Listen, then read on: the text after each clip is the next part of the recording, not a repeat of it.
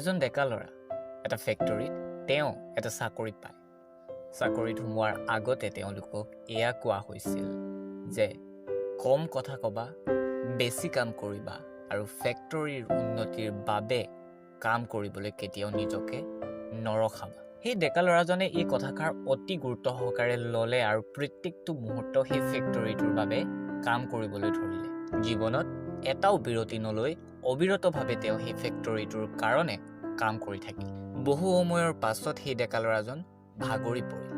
এই সমস্যা লৈ তেওঁ তেওঁৰ শিক্ষাগুৰুৰ ওচৰলৈ গ'ল আৰু তেওঁৰ শিক্ষাগুৰুক সেই ডেকা ল'ৰাজনে ক'লে যে গুৰুদেৱ, মই মোৰ ফেক্টৰীৰ বাবে ইমান কাম কৰোঁ, অলপো বিৰতি নোলোৱাকৈ কাম কৰোঁ, কিন্তু ইয়াৰ পাছতো মোতকৈ অযোগ্যজনক প্ৰমোশ্যনৰ জৰিয়তে আগবঢ়াই দিয়া হয়, অথচ মোক আগবঢ়াই দিয়া নহয়।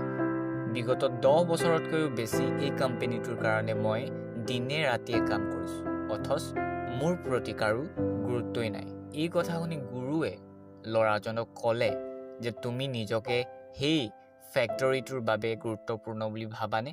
তেতিয়া ডেকা ল'ৰাজনে উত্তৰ দিলে, নিশ্চিতভাৱে বিগত 10 বছৰ মই সেই কোম্পানীটোৰ বাবে ইমান কাম কৰিছোঁ আৰু ইমান শিকিছোঁ যে মোতকৈ যোগ্য মানুহ সেই কোম্পানীটোত অতি কমহে আছে।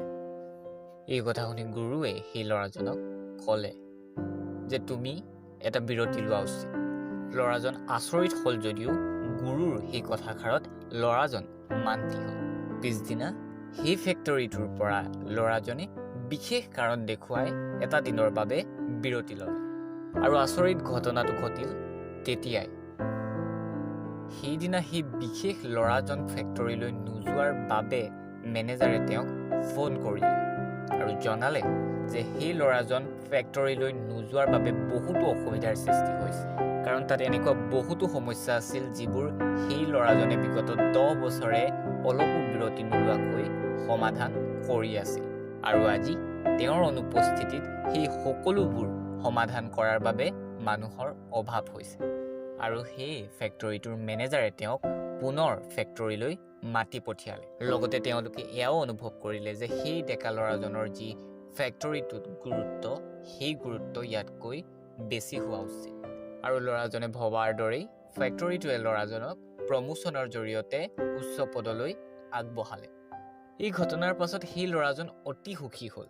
তেওঁ ভাবিলে যে সফলতাৰ বাবে ৰহস্য এয়াই, কাৰণ 10 বছৰ কাম কৰিও তেওঁ একো নাপালে, আৰু যেতিয়া তেওঁ এটা দিনৰ বিৰতি ল'লে তেওঁ বিচৰা সকলোবোৰ তেওঁৰ ফেক্টৰীয়ে তেওঁক দিলে। ইয়াৰ পাছত সেই ল'ৰাটোৱে যেতিয়াই ফেক্টৰীটোৰ পৰা তেওঁৰ কামৰ বিনিময়ত অধিক পোৱা উচিত বুলি বিবেচনা কৰে তেতিয়াই তেওঁ বিৰতি লয়, আৰু যেতিয়ালৈকে ফেক্টৰীটোৱে সেই দাবী মানি নলয় তেওঁ কামলৈ ঘূৰি নাযায়। এনেদৰেই সময় পাৰ হৈ গ'ল। সময়ে সময়ে ল'ৰাজনৰ চাহিদা বাঢ়ি গৈয়ে থাকে, আৰু এদিন বিৰতি শেষ কৰি যেতিয়া তেওঁ ফেক্টৰীলৈ গ'ল তেওঁ আচৰিত হৈ পৰিল, কাৰণ তেওঁৰ ফেক্টৰীয়ে তেওঁক কামৰ পৰা উলিয়াই দিছিল। ল'ৰাজন নিৰাশ আৰু আচৰিত হ'ল।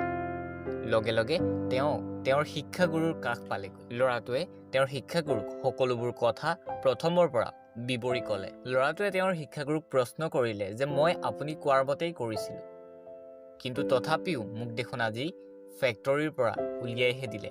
মই 10 বছৰে সেই ফেক্টৰীটোত কাম কৰাৰ পাছতো। ল'ৰাটোৰ শিক্ষাগুৰুজনে ক'লে যে মই তোমাক এয়া কেতিয়াও কৰিবলৈ কোৱা নাছিলোঁ। তুমি মই কোৱা কথাষাৰৰ প্ৰথম অংশহে শুনিলা, দ্বিতীয় অংশ শুনিবলৈ এতিয়াও তোমাৰ বাকী আছে। ল'ৰাজন দ্বিতীয় অংশৰ কথা শুনি আচৰিত হ'ল আৰু গুৰুক সুধিলে যে এয়া কি, আপুনি সেই সময়ত দ্বিতীয় অংশৰ কথা কিয় নক'লে? গুৰুৱে ক'লে যে তুমি বিৰতি ল'বৰ বাবে ইমান আগ্ৰহী হৈ পৰিছিলা যে মোৰ পাছৰ কথাবোৰ শুনিবলৈ তোমাৰ ধৈৰ্যই নহ'ল। ল'ৰাজনে পুনৰ সোধাত গুৰুৱে এইবাৰ দ্বিতীয় অংশৰ কথা ক'বলৈ ল'লে।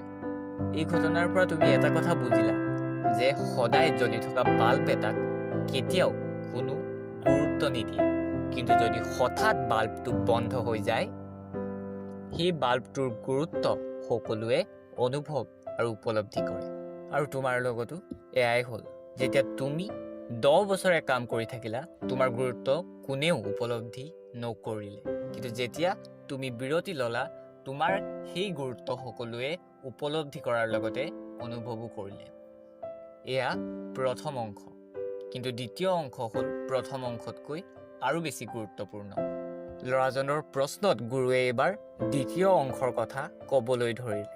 গুৰুৱে ক'লে যে যদি এটা বাল্ব এবাৰ বন্ধ হৈ যায় তেতিয়াহ'লে হয়তো ইয়াক ভাল কৰিবৰ বাবে সকলোৱে চেষ্টা কৰে, কিন্তু যদি বাৰে বাৰে সেই একেটাই বাল্ব বন্ধ হৈ যায় তেতিয়াহ'লে সেই বাল্বটোৰ ঠাই অন্য এটা বাল্বে লয়। কাৰণ জীৱনত কেতিয়াও একো স্থায়ী নহয়। জীৱনত এটা পোহৰহীন বাল্ব কেতিয়াও কোনো নিবিচাৰে। প্ৰিয় বন্ধু, আমিও হয়তো জীৱনত আমাৰ আপোনজনক চিৰস্থায়ী বা গ্ৰান্টেড হিচাপে লওঁ। যেতিয়া লওঁ তেতিয়া হয়তো আমি এয়া অনুভৱ কৰিব নোৱাৰোঁ, কিন্তু তেওঁলোকৰ অনুপস্থিতিয়ে আমাক এয়া অনুভৱ কৰায় যে তেওঁলোকৰ গুৰুত্ব আমাৰ জীৱনত কিমান আছে।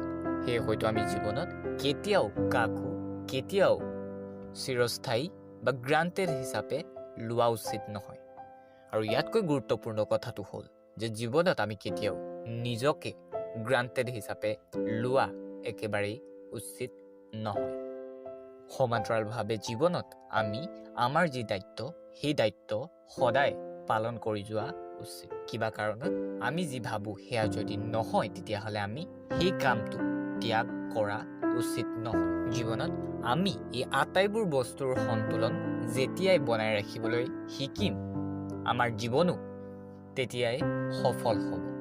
প্ৰিয় বন্ধু, জীৱন এটাই আৰু এই জীৱনটোক সফল কৰি ৰাখিবলৈ হয়তো এনেধৰণৰ কাহিনীবোৰ অতিকে প্ৰয়োজনীয়। সফলতাৰ সেই ক্ষণবোৰলৈ শুভকামনাৰে এটি মুক্ত মনৰ সৈতে। ধন্যবাদ।